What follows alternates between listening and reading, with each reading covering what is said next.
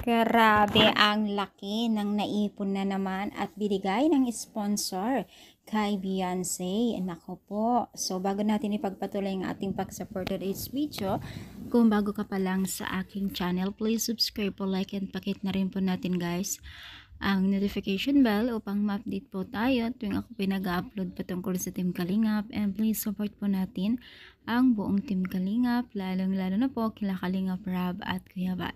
So for today's video nga po ay ating pag-usapan muli ang patungkol po dito sa dalawang mag-love team na si Kalingap Edo at Beyonce, na kung saan ay naging usap-usapan talaga yung mga bigatin o mga malalaking pera pagdating po sa sponsor na ibinibigay po kay Beyonce o sa kanyang pabahay.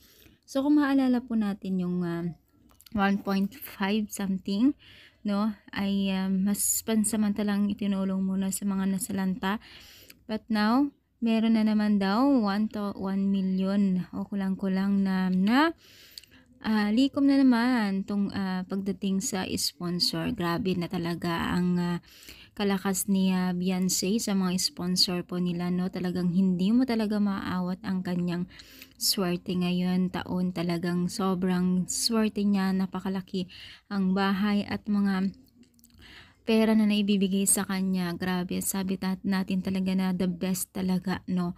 Kaya naman po sana nga tuloy-tuloy din ang pagiging isang humble ni Beyonce, para naman sa ganun talagang mainggan nyo ang mga supporters at mga sponsor niya, di ba? So syempre tayo din ay isa diyan sa mga natutuwa din po sa mga nalilikom at na-achieve po ngayon ni Beyonce at Kalingap Edo, no. So kaya natuloy-tuloy din po ang ating pagsuporta sa kanila, no. So ano masasabi ninyo, kayo rin po ba ay masaya para kay Beyonce? Comment down, palike po ang ating video.